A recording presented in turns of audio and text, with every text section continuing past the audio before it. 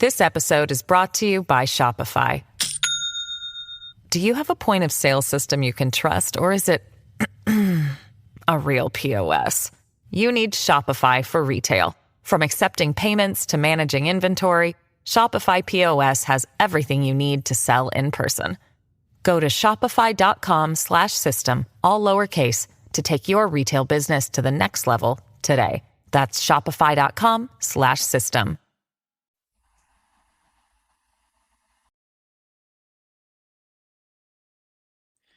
Welcome back, everybody. It's Tuesday, May 21st, 2024.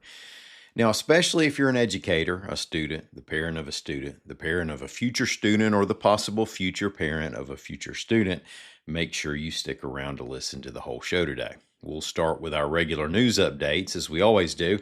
And then after the break, we'll speak with Ruth Servan-Smith of the Alabama Education Lab about school life and work this coming fall and how this recent legislative session might have affected you. And we have plenty more for you in the meantime. My name's Ike Morgan, and we're down in Alabama.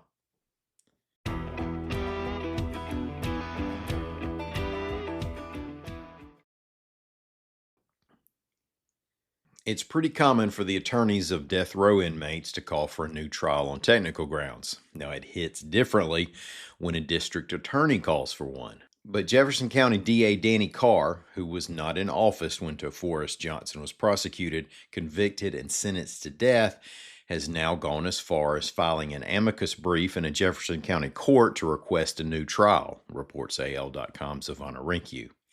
Johnson was convicted in 1998 in the killing of Jefferson County Deputy William G. Hardy in 1995. Former and current Alabama lawyers, judges, prosecutors, a former Alabama Chief Justice, and a former Alabama Attorney General have called for a new trial in this case. Part of their problem with the case is that Johnson's conviction was largely based on the testimony of a witness who said that while she was listening in on her daughter's phone calls to the Jefferson County Jail, she overheard a man who called himself DeForest confess to the killing. Johnson's lawyers later said that prosecutors did not reveal that the witness received a $5,000 reward for testifying, although an appeals court has ruled that it couldn't be shown that she knew about the reward either. Carr also said that the witness served as a key prosecution witness in several other cases as well, and that since the trial, several people have submitted affidavits stating they saw Johnson across town on the night of Hardy's killing. A 174-year-old church building burned to the ground on Monday, reports AL.com's Howard Koplowitz. The Blue Springs Methodist Church in Coosa County, now note the county because there are things named Blue Springs in a few parts of the state. This one was built circa 1850. That's 42 years before Auburn and Alabama snapped a football. The state fire marshal's office has asked everybody to keep away from the scene as the investigation takes place. Birmingham Southern College may be shutting down operations at the end of the month, but its baseball team could still be in the Division III playoffs at that time. Over the weekend, the Panthers won a regional tournament to qualify for this weekend's Super Regionals against Denison and Granville, Ohio. The Panthers advanced with a 5-2 win over Transylvania University, or Transy if you'd like, which has the nickname Pioneers but the logo of a bat. If BSC manages to win its Super Regional Series, it'll advance to the 8-team National Championship Tournament from May 31st through June 7th. A team of young Rocketeers from Tharptown High School in Russellville won a national championship at the American Rocketry Challenge, reports AL.com's Willisha Morris. More than 900 teams across the nation participated in the competition. A team had to design a model rocket, build it, launch it with a payload of one large chicken egg to an altitude of 850 feet, keep it in the air for 43 to 46 seconds, and land it safely. That last part sounds tricky. Even if you and I figured out how to blast an egg a couple football fields into the sky, it would surely end up as Quiche Lorraine, and nobody wants that. The students won $20,000 and a chance to represent the U.S. in July's International Rocketry Challenge in England. The future of Alabama food is as promising as ever, and a 12-year-old from Auburn just won the Master Chef Junior Competition Season 9 championship, reports AL.com's Mary Colurso. Now, that's a Gordon Ramsay hosted reality cooking show. Bryson McGlynn is a sixth grader at Fox Run School in Opelika. For his final meal on the show, which was featured on last week's and Monday's episode, he made an appetizer of marinated prawns with Creole hush puppies, rum marinade sauce, and green tomato relish. An entree of Japanese Wagyu filet mignon with a red wine reduction, squash puree, and confit turnips, and a dessert of peanut butter mousse cake with chocolate ganache and peanut brittle, garnished with edible flowers and gold leaf. For the victory, Bryson reportedly won a trophy, kitchen appliances and gear, and a $100,000 prize. Hey, we're going to take a break to keep the lights on. Stick around. We're going to talk about changes at Alabama schools.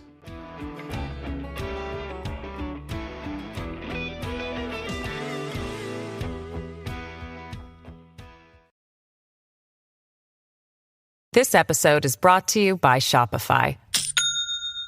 Do you have a point of sale system you can trust, or is it a real POS? You need Shopify for retail. From accepting payments to managing inventory, Shopify POS has everything you need to sell in person. Go to shopify.com/system, all lowercase, to take your retail business to the next level today. That's shopify.com/system.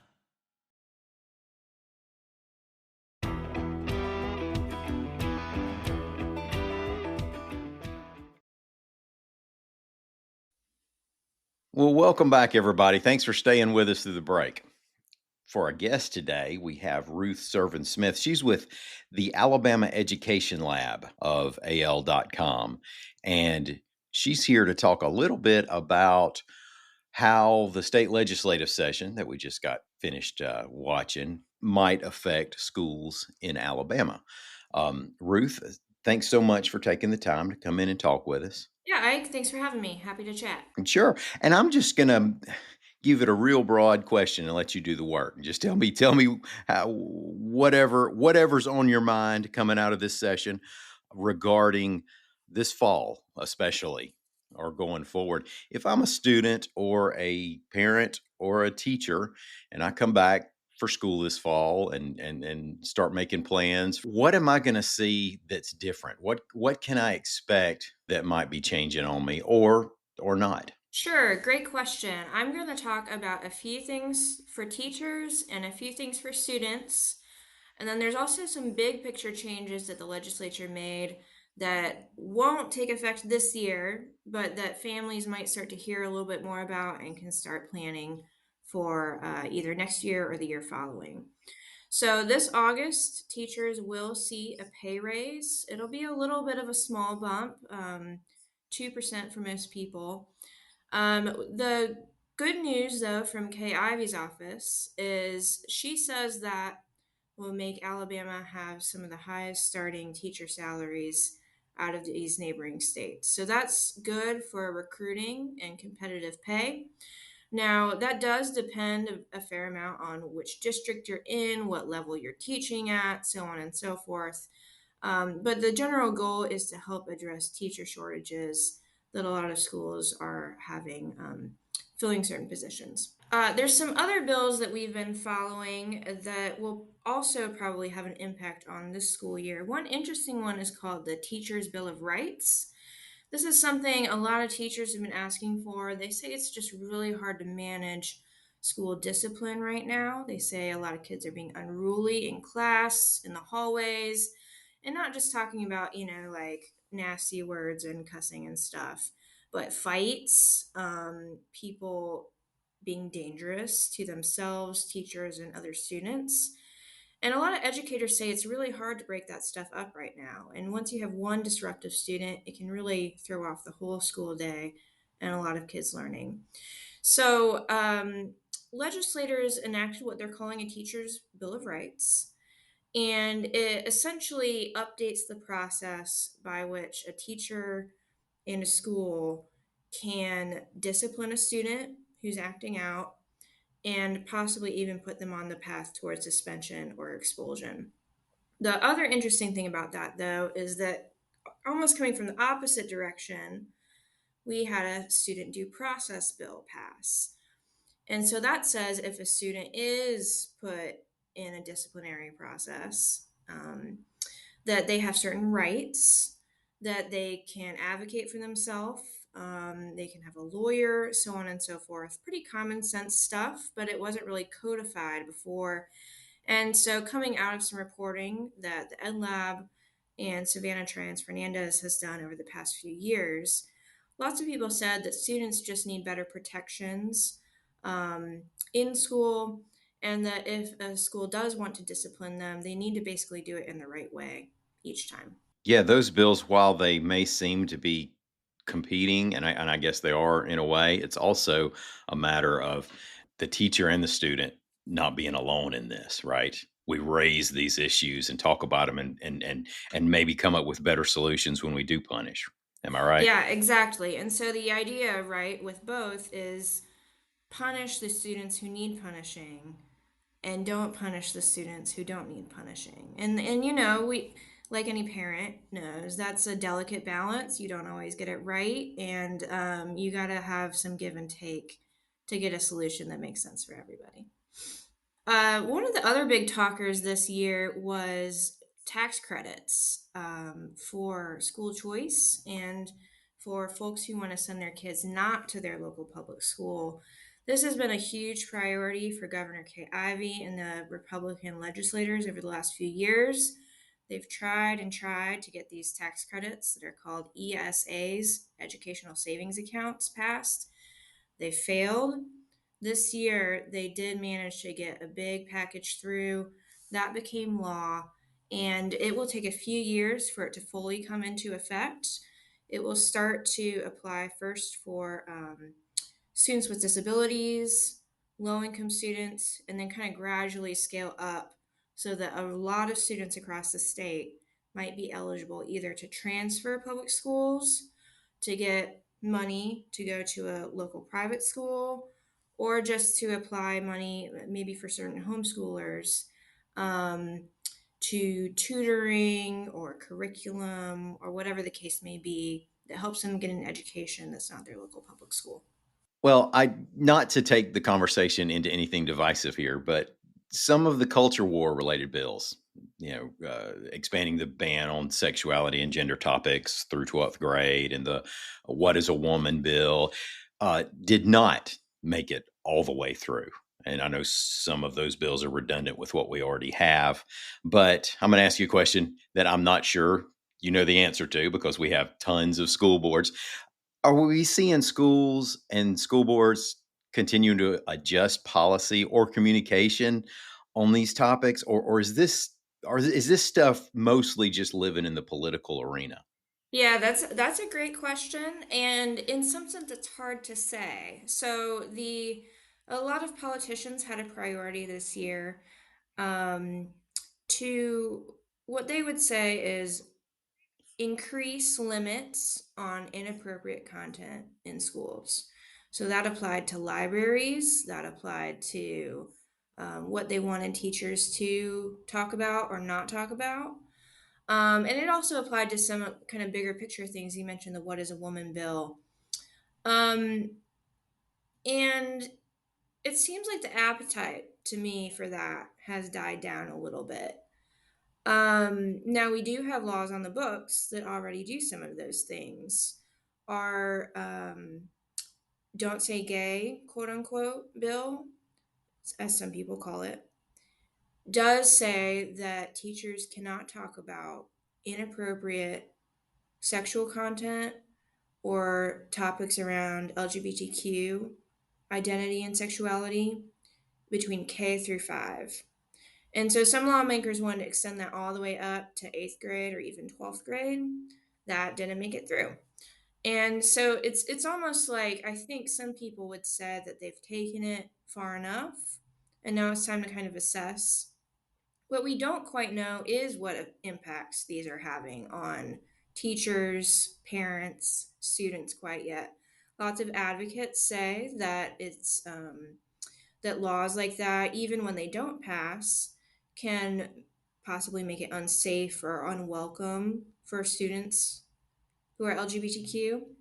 But it takes a little bit of time, right, for reports to come out to the media and for us to assess whether that's true or not, so on and so forth. And so I think we're in that lag time right now. And it will take some time to understand how recent laws are impacting local schools. Yeah, and I have a question about another piece of legislation, that sort of could push into that territory is the teacher right to know bill, I believe it was, where um, teachers have to release to parents a list of curricula that are being taught in that course, like within the first month of the year, or something like that, early in the fall.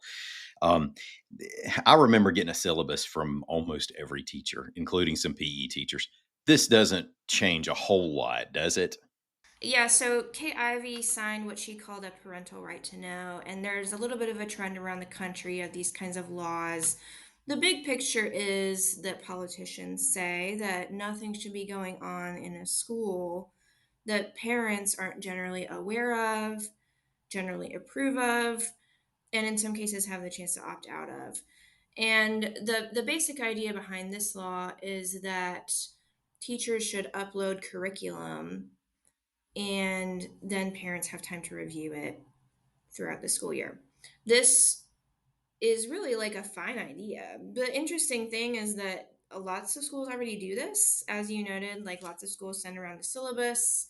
You can go in your apps for your kids' schools and just kind of see what textbooks they're using, what assignments are coming in. Now, any parent knows it is hard to keep track of that stuff, right? So, it's one kind of it's I'm not sure how much it will really address concerns of parents who worry about inappropriate content. The other thing to think about from the teacher's point of view is that teachers often have kind of like a sketch of what they're going to do throughout the school year, but it's not like there's a word for word curriculum that everyone uses and teaches from. They do a lot of that themselves. That takes time. Sometimes they're doing it the week of or the night before. And so I'll be curious to see how easy or hard it is for schools to comply with this law. And then also what happens if they don't? Is somebody going to be auditing or keeping track of teachers in schools that don't upload curriculum? Are there going to be complaints that it's because they were trying to hide something? Or is it just coming down to time and how hard it is to comply with all of these rules and regulations right now? Yeah, and sometimes if classrooms are having exercises in critical thinking, students bring things up, and I can see how there would have to be for a simple rule, there would have to be a lot of reading between the lines on that one. Um, I'm going to pivot now. This coming Wednesday, there's a virtual event, and this is on childcare. And AL.com is going to be part of this with the Seattle Times. Senator Katie Britt will be there. I'm just talking all over myself. Do you want to explain this is, what's going to take place? Sure. Thanks for bringing it up. And we would certainly love any listeners to join in. So, my team, the Ed Lab team, has been doing reporting on childcare recently. As we all know, it's really expensive, even if you can find it. And so, we have asked Senator Katie Britt of Alabama and Senator Patty Murray of Washington State to join two of our reporters, Trisha Powell Crane, here local to Alabama, and Daniel Beekman of Seattle. And we'll also have a national expert, Lisa Hamilton, with the Annie E. Casey Foundation. And so our three panelists and the journalists are going to talk about why is childcare such a crisis right now? What would it take to fix it? And then we're so happy that these national politicians have agreed to join us because they really do have the power to possibly enact some federal fixes or assess what they think is working or not working at the local level. So we're going to talk about that. And anybody is welcome to submit questions in advance or submit questions live. And there are links of how to do that on an online story at al.com/education lab. Awesome. We're going to be looking into that. And I know that this whole issue is going to be fixed soon. And the reason is that my youngest daughter is almost driving age. So She's gonna be babysitting, huh? yeah, she could get the job in the field rather than be one of the recipients. One more thing to plug, Alabama Education Lab. Anytime we get a chance, we want to let people know it's a special team uh, that Alabama Media Group has. Ruth's the leader of that team. Just tell us where it is, where we can find your stuff. Yes, of course. So all of our stories are available to read wherever you find AL.com stories. The web link is al.com/education lab. We also have some of our own social media accounts. For example, you can find us on Instagram at AL Ed Lab, just kind of the shortened version of that. And we have newsletters. So essentially, however you like getting your news, we're probably there. And we would be happy to answer any questions and take any story tips that you might have. And today you got to experience it on Down in Alabama. Thanks, Ruth, for coming and doing this. I enjoyed it. Come back anytime. You have something you want to talk about, we'll talk about it. Thanks, Ike. And thanks, everybody, for listening to us. We are going to be back here tomorrow. Until then, as always, y'all can come by and see what we're doing on the internet at al.com.